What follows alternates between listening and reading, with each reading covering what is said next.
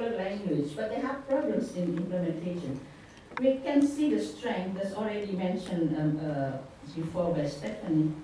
In gender, there's a good gender consideration languages in the policy, but unfortunately in the operation manual, it put under the footnote. We say as we saw that, and here we are again in the footnote, but for the operation manual. And then good language for the consultation, because it's described what are the requirements to do meaningful consultation. Also benefit sharing on voluntary resettlement, protection for indigenous peoples, and so on. So NGO Forum on ADB, who led the civil society part for reviewing the updates, also gave already analysis on the strengths and weaknesses of this policy.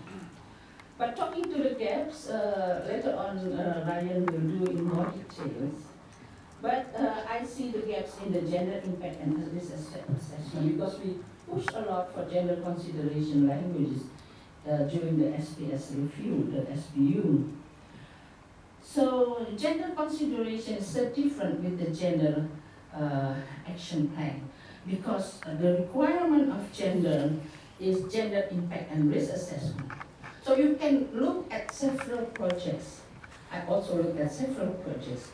I don't see the gender impact and risk assessment of geothermal projects in Indonesia, of the railway projects, or the railway or road projects in Cambodia and other projects. So the question is, there is a gap in gender considerations requirement of the SPS and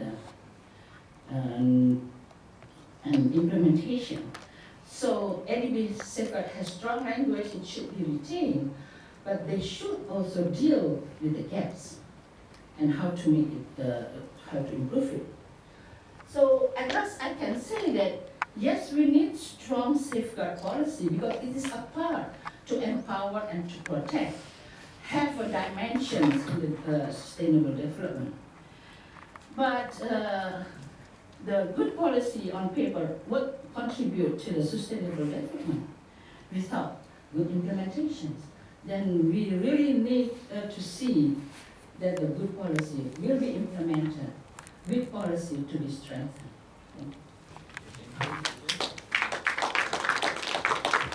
Okay, again, the importance of implementation on the ground.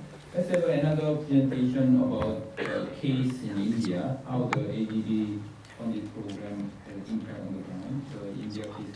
He's going to speak Hindi, local language. He will do English translation and then Russian. Thank you NGO forum को कि और यहाँ बैठो कि हमको यहाँ पे बोलने का एक मौका दिए। मैं थोड़ा इस सेफगार्ड और फिर हमारे एक टाटा मुंद्रा की स्टडी के बारे में बताऊंगा।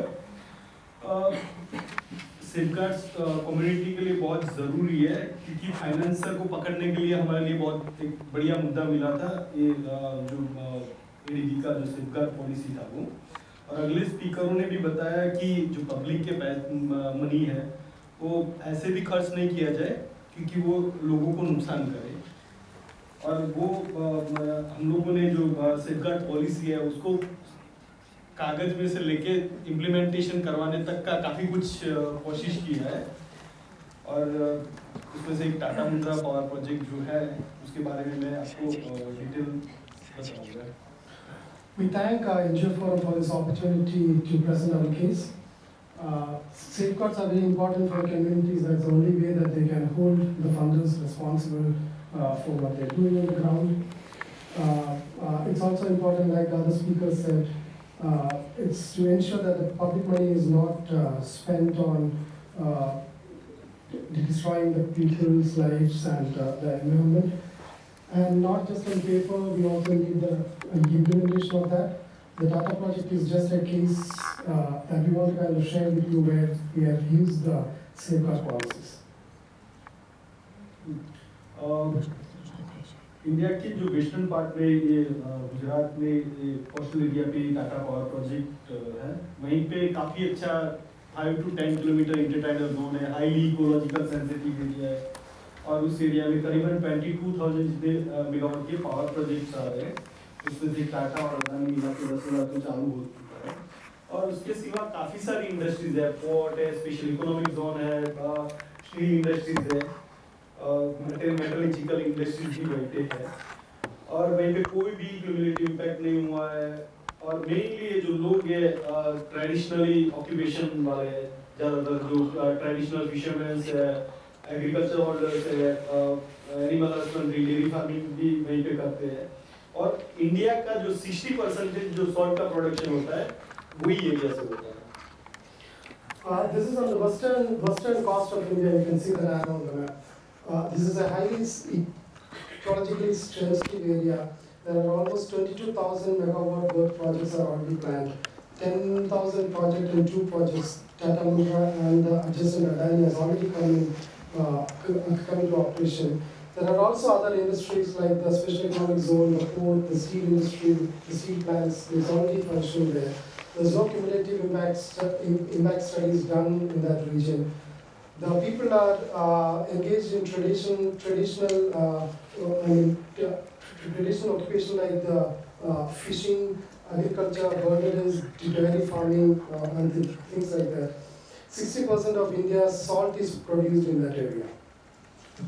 टाटा मुंड्रा वो जो पहला है एशियन डेवलपमेंट बैंक और वर्ल्ड बैंक ने जो फाइनेंस किया है वो करीबन 4,000 मेगावाट का पावर प्रोजेक्ट है, और एक्सपेंशन करके और 1,600 मेगावाट का एक्सपेंशन कर रहा है। और इंडिया का सबसे पहला ये अल्ट्रा मेगा पावर प्रोजेक्ट में आता है, और 2008 में एडीबी और वर्ल्ड बैंक ने करीबन पूरा फंडिंग किया था, और ये प्रोजेक्ट 2012 से शुरू हुआ है, और पूरी प्रोजेक्ट कॉस्ट है करीबन $4.2 बिलियन का है। और वो इंडिया के करीबन 5 स्टेट में इलेक्ट्रिसिटी सप्लाई करता है। मेनली जो कोल है वो इम्पोर्टेड इंडोनेशिया से आता है, और बाकी यूज करते हैं। This is a 4,000 megawatt big project. They are also trying to expand it by 1,600 megawatt now. This is the first ultra mega power project in India which claims to use the supercritical technology. Totally it costs $4.2 billion, of which 450 million is given by ADB and 450 million given by IFC. This project, this IFC and ADB both approved this project in 2008. This project was fully commissioned in 2012. The power from this project is being sold to 5 states in that region, and the call is